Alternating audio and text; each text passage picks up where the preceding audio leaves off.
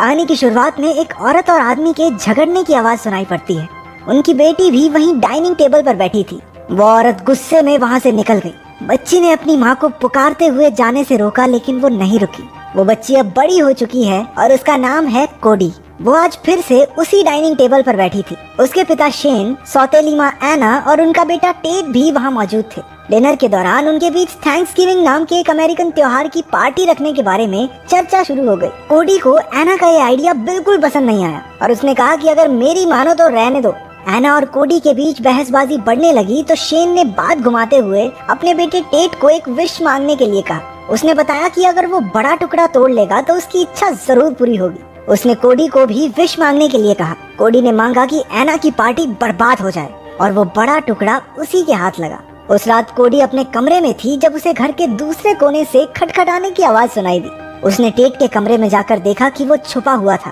कोडी ने उसे प्यार से ढूंढा और सोने के लिए बिस्तर में लेटा दिया। उसके जाने से पहले टेट ने कहा कि उसने डिनर टेबल पर मांगा था कि उसकी बहन की हर इच्छा पूरी हो जाए। अगले दिन एना ने घर पर कुछ दोस्तों को बुला रखा था। जब सबने उससे थैंक्सगिविंग पार्टी के बारे में पूछा तो पता चला कि उसने 2 प्रचारकों का इंतजाम कर लिया है जो ईसाइयों की सबसे पहली थैंक्सगिविंग जैसा ही खाना, सजावट और माहौल तैयार करेंगे।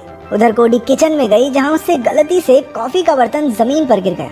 वो ये सब साफ कर ही रही थी कि दरवाजे पर कोडी का बॉयफ्रेंड फिन और उसकी माँ कैथरीन आ गए। फिन सीधा किचन की ओर कोडी के पास गया।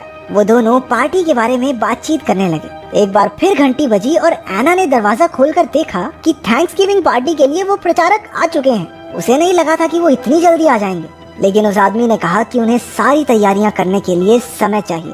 एना ने भी इस बारे में ज्यादा ना सोचते हुए उन्हें अंदर बुला लिया। उन्होंने अपना नाम ईथन और पेशेंस बताया। कोडी उनसे मिलने गई तो ईथन उसके हाथ पर किस करने लगा, लेकिन तभी कोडी ने झट से अपना हाथ पीछे खींच लिया।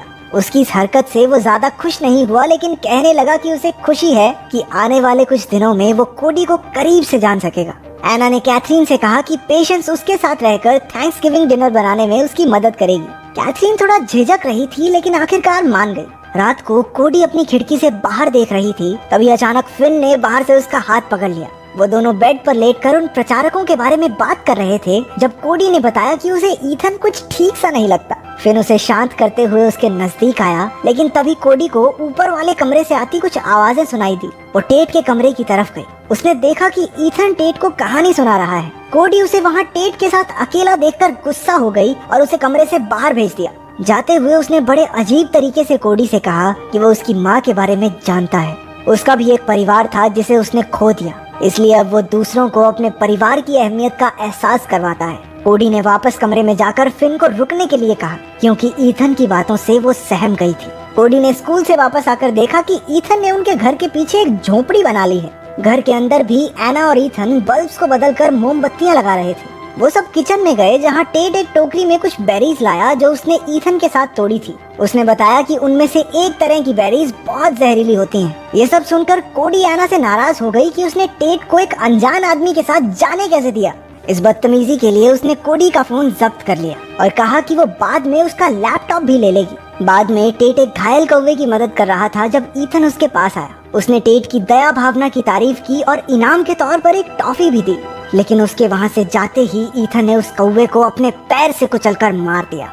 दूसरी तरफ जब फिन अपने घर वापस लौटा तो उसे कुछ अजीब चीजें सुनाई देने लगी। उधर कोडी को भी अपने घर में एक बच्चे की वहशियत भरी हंसी सुनाई दे रही थी। अपनी माँ को ढूंढता हुआ फिन ऊपर वाले कमरे में गया तो उसने देखा कि पेशेंस कुछ कूट रही है। उसके हाथ खून से सने थे, आसपास की चीजों का कोई ध्यान नहीं था। वो बुरी तरह से डर गया। कमरे से बाहर निकला तो उसे एक औरत जमीन पर पड़ी हुई मिली। उसने उसे पलट कर देखा तो उसकी माँ का बेजान खून में लिपटा चेहरा उसके सामने आया। फिन घर से बाहर की तरफ भागा, लेकिन अचानक उसे पीछे से किसी ने पकड़ लिया। दूसरी तरफ कोडी घर पर अपने पिता को ढूंढ रही थी। उसने देखा कि वो ईथन जैसे कपड़े पहने कुछ बूढ़े लोगों के साथ स्मोकिंग कर रहा था। पता चला कि ये सब ईथन के ही दोस्त हैं। उन्होंने कोडी को वहाँ से बाहर भेज दिया। बाद में वो एक बुरा सपना देखती है जहाँ उसके पिता शेन और उसकी असली माँ झगड़ रहे थे और तभी अचानक ईथन उस पर कूद पड़ा और कहा, हैप्पी थैंक्सगिविंग। डर से उसकी नींद टूटी और कोई उसके कमरे का दरवाजा खटखटाने लगा। एना पेशेंस के साथ अंदर आई। उन्होंने उसे बताया कि कैथरीन और फिन बिना बताए कहीं चले गए हैं। कोडी को इस बात पर विश्वास नहीं हुआ। एना ने बताया कि अब पेशेंस भी उन्हीं के साथ रुकेगी, क्योंकि उसे कैथरीन के घर पर अकेले रहने में डर लग रहा था। कोडी ने उसे समझाने की कोशिश की कि कुछ तो गड़बड़ जरूर है, क्योंकि फिन उसे बिना बताए ऐसे ही गायब थोड़ी हो जाएगा। लेकिन एना उसकी बात नहीं सुनती। कोडी गुस्से में वहाँ से बाहर निकल आई। नीचे उसने 2 बूढ़ी औरतों को पेशेंस जैसे ही कपड़े पहने डाइनिंग टेबल पर बैठे हुए पाया। हमने देखा कि टेट भी उन्हें छुपकर देख रहा था। कुछ देर बाद एना और बाकी औरतें मिलकर थैंक्सगिविंग डिनर तैयार करने लगी। एना को कैथरीन की चिंता हो रही थी, लेकिन वो बाकी औरतें ऐसे बात करती हैं मानो उन्हें कैथरीन के मरने जीने से कोई फर्क ही नहीं पड़ता। एना को उनसे कुछ ठीक वाइब्स नहीं आ रही थी, तो वो अपने पति को ढूंढने जाती है। उसने बाकी धार्मिक लोगों को पूरे घर की सेटिंग बदलते हुए देखा। बाहर उसने एक और अनजान आदमी को देखा जो थैंक्सगिविंग के लिए कुछ बना रहा था। वो जाकर ईथन से पूछती है कि टेट कहाँ है। उसने कमरे में भी देखा, लेकिन जब टेट वहाँ नहीं मिला तो वो भागी भागी शेन के पास गई। उसने घबराकर कहा कि उन्हें कोडी की बात सुननी चाहिए थी। अचानक से पेशेंस वहाँ आ गई।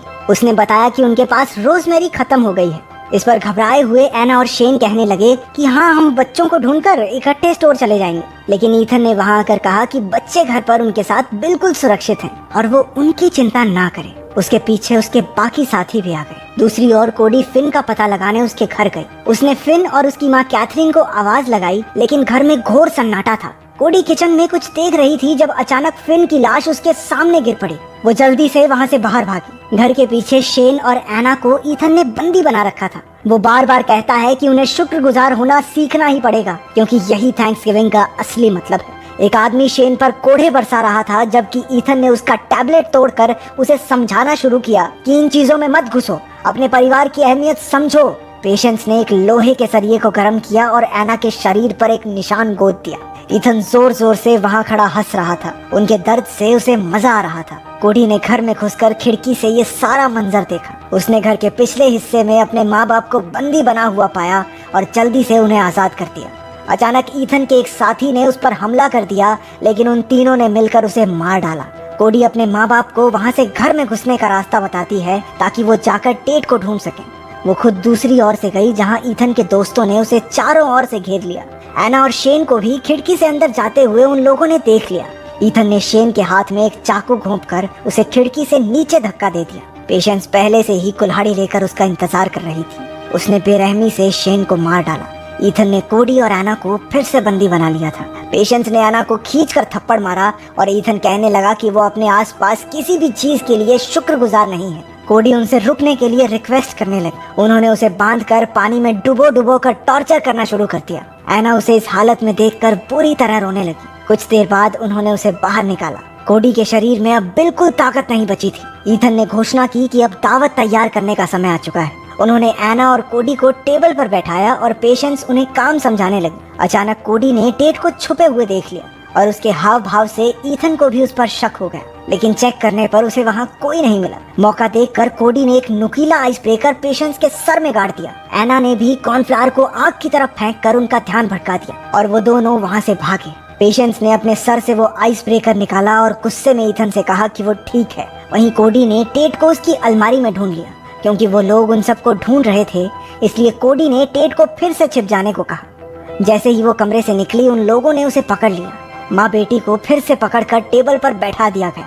ईथन खुश था क्योंकि सब कुछ उसके प्लान के हिसाब से हो रहा था। उसने धीरे से कहा कि जल्द ही शेन भी उनके साथ होगा। बाकी लोग टेबल पर खाना लाकर रखने लगे। ईथन ने एक ढक्कन हटाया जिसमें शेन का पका हुआ सर था। पेशेंस जबरदस्ती कोडी को उसके पिता का मांस खिलाने लगी। उन्होंने एना के साथ भी यही किया। वो दोनों रोती बिलखती रही, जबकि वो सब वहशी दरिंदे उनके सामने ही शेन के मांस को नोच नोच कर खाने लगे। पेशेंस किचन से शराब लेने गई, जहाँ उसे टेट के हिलने की आवाज सुनाई थी। अचानक टेबल पर बैठे उन सभी दरिंदों को खून की उल्टियां होने लगी, क्योंकि कोडी ने सॉस में वही जहरीली बेरीज मिला दी थी जिन्हें टेट ईथन के साथ जाकर चुनकर लाया था। वो सब तड़प तड़प कर मर गए। ईथन को समझ आ गया कि कोडी ने क्या किया है और वो सॉस को बाहर थूकने की कोशिश करता है। दूसरी तरफ टेट को ढूंढ रही पेशेंस की भी हालत बिगड़ने लगी। वो खून की उल्टी करते हुए उसी अलमारी के सामने गिर पड़ी जहाँ टेट छिपा हुआ था। टेट मौका देखकर जल्दी से डाइनिंग रूम में पहुंचा। एना और कोडी ने उसे समझाया कि वो डरे ना।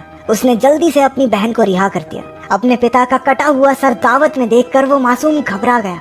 इसके बाद कोडी चाकू लेकर ईथन की तरफ बढ़ी, लेकिन वो खिड़की से बाहर कूद गया। पेशेंस ने टेबल पर वापस आकर एना पर हमला कर दिया। उनके बीच जमकर लड़ाई हुई। कुछ और ना मिलने पर एना ने पेशेंस के सर पर शेन के कटे हुए सर से जोरदार वार किया। आखिरकार एना ने उसके गले में एक चाकू घोंपकर उसकी जान ले ली। कोडी ईथन का पीछा करते हुए घर के पिछले भाग में पहुंची।